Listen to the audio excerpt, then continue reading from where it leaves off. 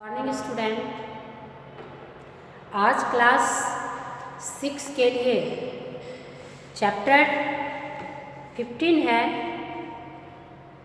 जिसका शीर्षक है क्रिसमस कामना।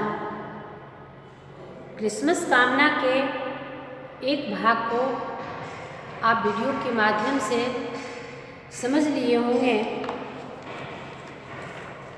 कि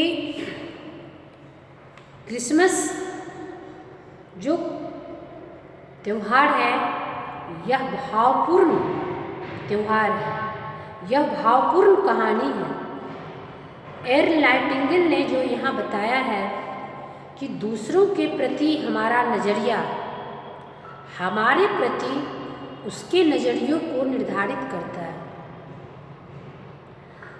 अब आप इस उक्ति से एक बात को समझें कि अगर आपका नज़रिया दूसरों के प्रति सही है तो दूसरे व्यक्ति का नज़रिया भी आपके पास उसी प्रकार दिखेगा जिस दृष्टि से आप उसे देख रहे हैं। यहाँ कहानी के माध्यम से एक बात रखी गई है कि एमी ने थोड़ी देर सोचा और फिर कागज कलम लेकर लिखने बैठ गई। प्रिय सांता क्लॉज, पहली लाइन लिखी। एक छोटी सी लड़की को सांता क्लॉज के प्रति जो भावना उमड़ी वह इस प्रकार बताया गया है। जब एमी प्रतियोगिता के लिए अपना पत्र लिख रही थी तब सारा परिवार यह अनुमान लगाने में व्यस्त थे कि एमी अपने लिए क्या मांगेगी। हो न हो इसका बहुत बड़ा उम्मीद हो।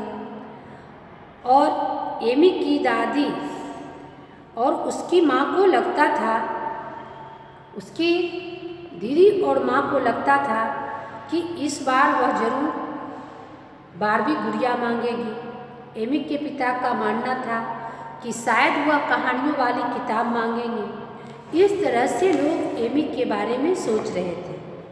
जैसा कि आप यहाँ तक समझ गए होंगे, अब यहाँ देखना है कि एमी ने किसी को भी अपनी क्रिसमस कामना के बारे में नहीं बताया। वह उसे गुप्त रखना चाहती थी और उसने उसी रात यह क्रिसमस कामना को लिखी। इन सारी बातों को देखते हुए आपने जो समझा उसमें कुछ प्रश्नोत्तर जो इस प्रकार है, आज उसकी चर्चा की जा रही है कि एमी घर पर गुमसुम क्यों थी। एमी को ऐसा क्यों लग रहा था कि मैं गुमसुम होकर अपना कार्य पूरा करूं। तो इस कहानी के माध्यम से आप यह समझे होंगे कि एमी गुमसुम रहकर अपनी प्रतियोगिता में अव्वल आना चाहती थी। उस समय वह किसी बातों पर ध्यान नहीं देना चाहती थी। एमी ने अपने आप को क्या समझाया जब वह अपने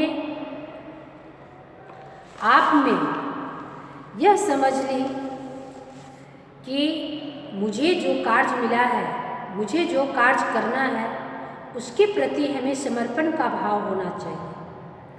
देखते देखते एमी के घर सारे देश से बच्चों, जवान, वृद्धों की चिट्ठियाँ आने लगी। उसमें शुभकामनाएँ होती थी और जीवन में आगे बढ़ने के लिए प्रेरणा के शब्द भी होते थे।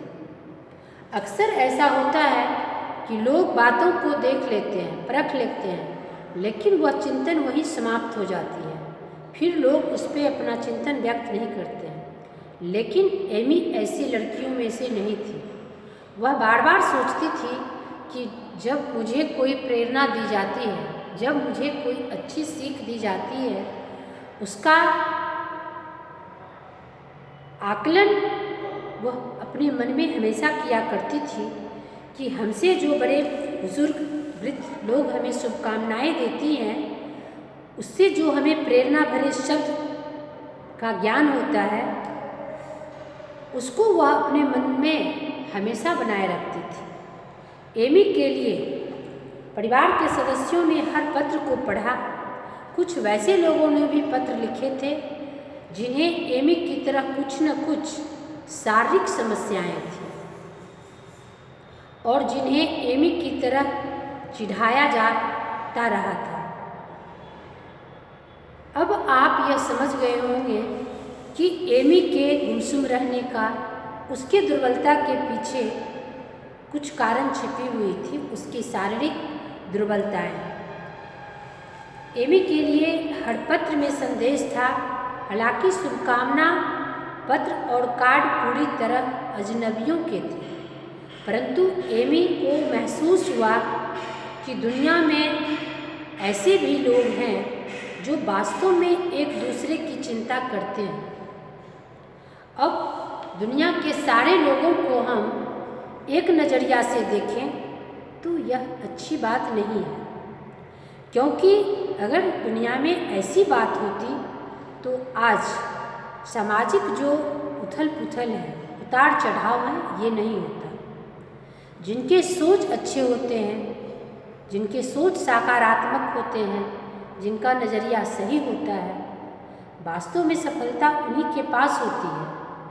सकारात्मक सोच रखने वाले व्यक्ति कभी अपने आप को हतोत्साह नहीं समझते हैं, क्योंकि वह सोचते हैं कि मैं अगर किसी के साथ गलत न करता हूँ तो शायद मेरे साथ भी गलत न होगा। तो एमी को इस बात का एहसास हुआ कि संसार में बहुत लोग ऐसे हैं जो लोगों के शुभचिंतक हैं, परंतु एमी को महसूस हुआ कि वास्तव में यह दुनिया के लोग जो हैं वह एक दूसरे के बारे में भी सोचते हैं। उसने निश्चय किया कि अब कोई भी कितना भी चिढ़ाए सताए, वह कभी भी अकेलेपन महसूस नहीं करेगी। बहुत से लोगों ने एमी की प्रशंसा की कि उन्हें हिम्मत कर अपनी बात बताए। कोई लोगों ने कहा कि तुम लोगों से के चिढ़ाने और सताने को नज़रअंदाज कर अपने लक्ष्य को पूरा करने में जुटी रहो। कुछ लोग जो एमी को बहुत अच्छे नज़रिया से देखते थे, वह उन्हें हमेशा यही सलाह देते थे कि एमी, तुम कभी किसी की बातों में मत आओ। तुम यह मत सोचो कि जो व्यक्ति मुझे चिढ़ा रहे हैं, मैं उसको उस तरह का जवाब देकर अपने समय को बर्बाद करूं। तुम ऐसा कभी मत सोचो। तुम हमेशा सोचो कि हमें अपने लक्ष्य को प्राप्त करना है, इसके लिए तुम अधिक से अधिक मेहनत करो। बहुत से लोगों ने एमी की प्रशंसा की और उसने हिम्मत की बात बताई। टेक्सास में 6ठी कक्षा में पढ़ने वाली एमिली ने एक चिट्ठी एमी के लिए लिखी। एमी, मैं तुम्हारी दोस्त बनना चाहती हूँ। यह चिट्ठी एमिली ने लिखी थी और वह टेक्सास के 6ठी कक्षा में पढ़ती थी। वह लिखती है कि एमी, मैं तुम्हारी दोस्त बनना चाहती हूँ। यदि तुम कभी मेरे यहाँ आ सको तो हम सचमुच बहुत सारे खेल खेलेंगे। यहाँ कोई हमें नहीं चिढ़ाएगा क्योंकि हम उनकी बात सुनेंगे ही नहीं। अब एमिली की यह बात सुनकर एमी को बहुत भरोसा हुआ। उसने सोची कि यह बात तो लोग मुझे पहले से भी कहते आ रहे हैं और एमिली ने भी यही बात मेरे सामने रखी। प्राथमिक शाला में विद्यार्थियों को भी शिक्षा का एक मंत्र मिला। स्कूल के छात्रों ने यह समझा कि किसी को चिढ़ाने को उसे कैसा महसूस होता होगा, खासकर तब जब उसे कोई शारीरिक अपंगता का शिकार होना पड़े। यह सोचने की बात है कि जिस व्यक्ति में जिस चीज़ की कमी होती है, अगर उसे सामने रखकर उसे एहसास दिलाया जाता है तो उसे बहुत कष्ट होता है। लेकिन कुछ व्यक्ति उस कष्ट को अपने नज़रिया से ओझल कर देते हैं और अपने कार्य में लग जाते हैं, अपने लक्ष्य को पूरा करने में लग जाते हैं, और कोई व्यक्ति उसमें बदले की भावना को लेकर उसे परेशान करने के लिए तुल जाते हैं। अब एमी के बारे में यह बात रखी गई है कि उन्होंने उस व्यक्ति के प्रति अपना नज़रिया को बदलकर अपने लक्ष्य को पूरा करने में लग गए। अब 21 दिसंबर को ये दिन एमी दिवस के रूप में मनाने की घोषणा की गई। कारण मेयर ने अपने वक्तव्य में कहा, एमी ने यह सरल सी क्रिसमस कामना करके हम सबको व्यापक पाठ पढ़ाया है। हम सभी को दूसरों का सम्मान और उत्साह से भरे व्यवहार की कामना करनी चाहिए और इस प्रकार दूसरों का सहयोग देना चाहिए। हमें कठिनाइयों में अपनी आत्मविश्वास कभी नहीं खोना चाहिए। इसका साक्षात प्रमाण एमी ने अपने जीवन में दी। धन्यवाद।